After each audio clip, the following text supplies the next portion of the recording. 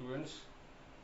Today we will continue first chapter of history, that is the French Revolution. In previous class, in the first part of this French Revolution, we had seen the condition, the situation of France in the 18th century, and we had seen many reasons of dissatisfaction due to which French revolution took place. हमने बहुत सारे ऐसे reason देखे थे जिसके कारण French revolution हुआ. We had discussed three estates, or you can say three parts of the society. We had seen various features of the society, और उसमें जो एक सबसे मेन पॉइंट हमने देखा था वो था कि first estate and second state were enjoying all the privileges but not paying taxes, whereas third estate was paying all the taxes but not enjoying any privileges. This was the main reason why third estate was dissatisfied. ये एक सबसे main reason था जिसके कारण ये French revolution हुआ. Now we will continue the same chapter. In the second part we will see what were that new taxes, then changes in voting system, formation of National Assembly, decisions of National Assembly. These are the main topics we have to see in the second part of the French Revolution. Now, when Louis XVI was ruling, when Louis XVI came to power, then on 5th May 1789, he called together an assembly of the States General to pass proposals for new taxes. When he came to power, Louis XVI came to power, at that time treasury जो खजाना था वो लगभग खाली था. उसके बहुत सारे रीजंस थे, वॉर्स के कारण, लोन्स के कारण, उसका इंटरेस्ट बहुत ज़्यादा था और भी बहुत सारे रीजन थे जिसके कारण जो ट्रेजरी, जो खजाना था फ्रांस का, वो ऑलमोस्ट खाली हो चुका था. उसको भरने के लिए बहुत सारे टैक्सेस लगाए गए. उस टैक्सेस को लगाने के लिए लुई 16 ने एक मीटिंग बुलाई, स्टेट्स जनरल की मीटिंग बुलाई. Then a meeting was called in वर्सलीज.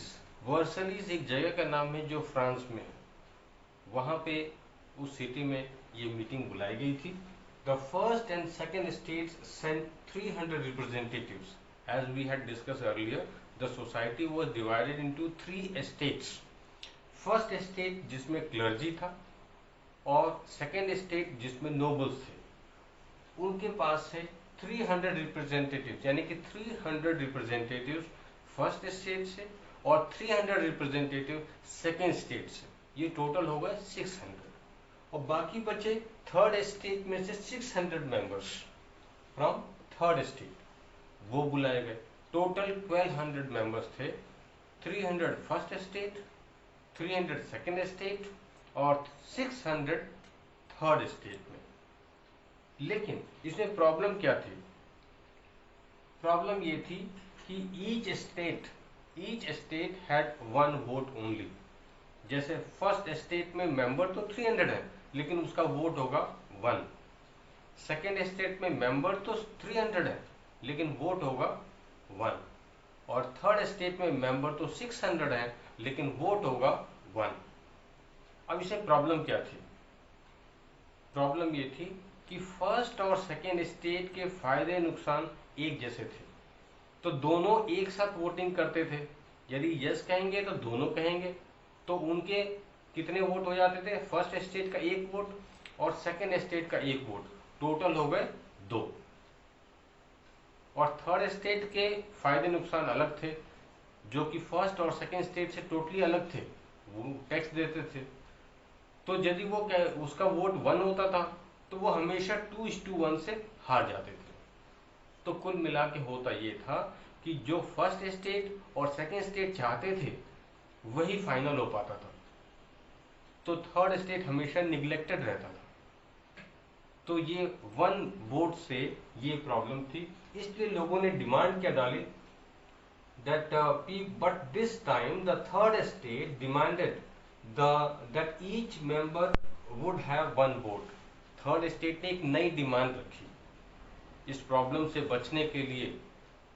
क्या प्रॉब्लम डिमांड रखी? एक डेमोक्रेटिक सिस्टम जहां पे हर रिप्रेजेंटेटिव, हर मेंबर को एक वोट होगा। ये नहीं कि 300 मेंबर्स के लिए एक वोट, 600 मेंबर्स के लिए एक वोट, ऐसे नहीं। They said that there are total 1200 members and all should have one vote, और सभी की वोटों की वैल्यू एक होगी। So this was the democratic new, it was based on new democratic principle that one person, one vote.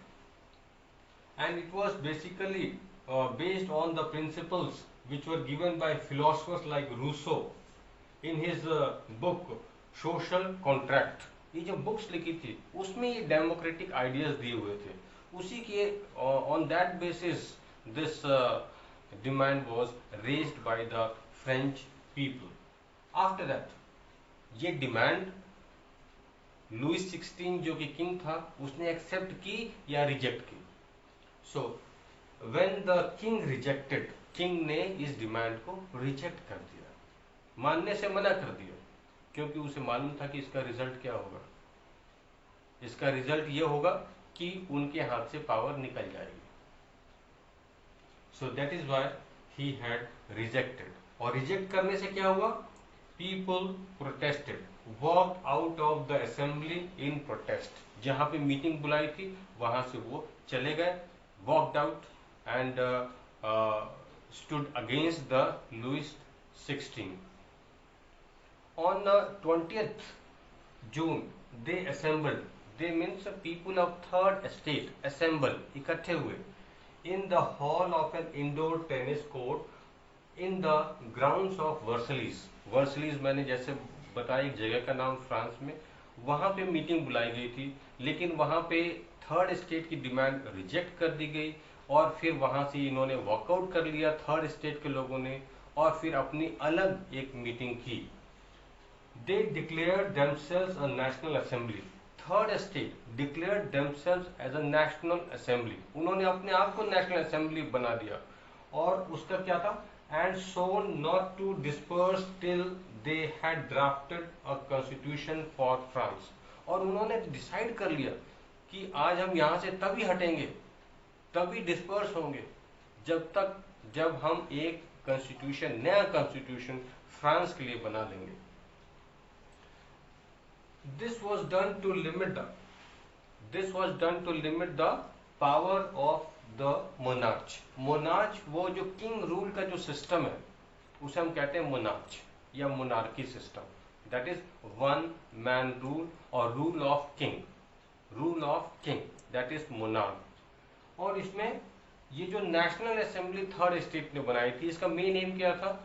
To limit the power of king. King की जो power थी, अनलिमिटेड पावर थी, मनमाने ढंग से रूल करते थे, उसकी पावर को कम करना, उसकी पावर को खत्म करना, because they were not taking care of third state, इसलिए किया गया था। दे वर लेड बाय मेराबियो एंड एब्सिस। अब जो उनके मेन लीडर्स थे वो ये दो लीडर थे। थर्ड स्टेट की जो असेंबली बनी थी उसमें मेन दो लीडर थे जिनकी गाइडेंस में सारा कुछ हो रहा था, वो थे Mirabeau and abscess. Then Miravio was born in a noble family. He was also from a noble family, but was convinced of the need to do away with a society of feudal privileges. Feudal privileges. Feudal privileges means privileges or facilities given by birth. यदि कि आप Nobel family में हैं या first state में हैं, second state में हैं, तो आपको बहुत सारी फैसिलिटीज मिलेगी। वेदर यू आर टैलेंटेड और not talented, you will get many facilities. So he was against that. So that is why he favoured third state of France. Then second person, Apsis, originally a priest, wrote an influential pamphlet called What is the Third Estate? एक pamphlet लिखा था उन्होंने और उसमें उन्होंने third state के बारे में बहुत कुछ लिखा था और उनको फेवर करने की बात की थी। So these were the two leaders who guided, supported third estate and helped a lot in the formation of new constitution, which was mainly drafted by the new assembly, National Assembly of France. While the National Assembly was busy at Versailles, जब ये पूरा drafting का काम, new constitution बनाने का काम चल रहा था, उस समय पूरा फ्रांस में एक डिस्टरबेंस वाली कंडीशन थी, टर्मोइल, एक डिस्टरबेंस वाली सिचुएशन फ्रांस में थी। और उसी दौरान क्या हुआ, price of bread rose, prices जो डेली यूज की चीजें थी, खासतौर से ब्रेड, उसके भाव बहुत बढ़ गए। So on 14th July, the agitated crowd stormed and destroyed the Bastille. So Bastille was destroyed on this 14th July 1789. This was the most important event of the French Revolution. Then Louis XVI finally accorded means accepted, and accepted the new constitution, or you can say recognized to the National Assembly. तो national assembly जो बनी थी third state की, उसे accept कर लिया, उसे recognize कर लिया, and accepted the principle that his powers would from now not be checked by a constitution. So इसने ये भी एक्सेप्ट कर लिया कि the powers of king would be checked by the new constitution. National Assembly took many decisions. Here are few. On the night of the 4th August 1789, the Assembly passed a decree. Decree means order. Abolishing the feudal system. Feudal system of the obligations and taxes. Feudal system मतलब जो birth के साथ में जो rights मिलते थे, जो कि फर्स्ट एस्टेट और सेकेंड एस्टेट को मिलते थे, जो बर्थ के हिसाब से, उसको हटा दिया गया, उसको खत्म कर दिया गया। मेंबर्स ऑफ द क्लर्जी जो कि फर्स्ट एस्टेट में थे, too were forced to give up their privileges. उन्हें जो प्रिविलेजेस मिलती थी फर्स्ट एस्टेट में क्लर्जी को, वो सारे भी खत्म कर दिए गए, जो बर्थ के हिसाब से डिसाइडेड थे। Then taxes were abolished. ये एक और टैक्स था जो एग्रीकल्चर प्रोड्यूस का 1/10 होता था, जितना प्रोडक्शन होगा उसका 1/10 यानी 10% देना पड़ता था एग्रीकल्चर प्रोड्यूस का। तो ये भी एक तरह का टैक्स था।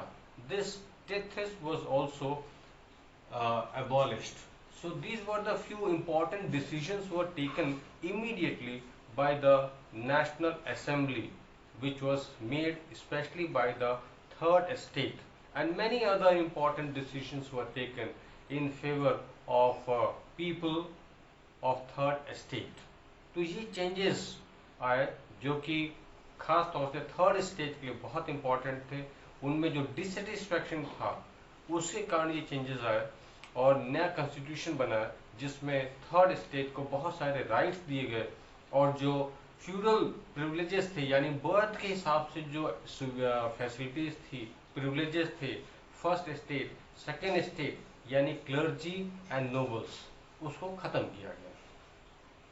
सो this is all about the second part of this chapter, the French revolution. We will continue the third part. Okay, thank you.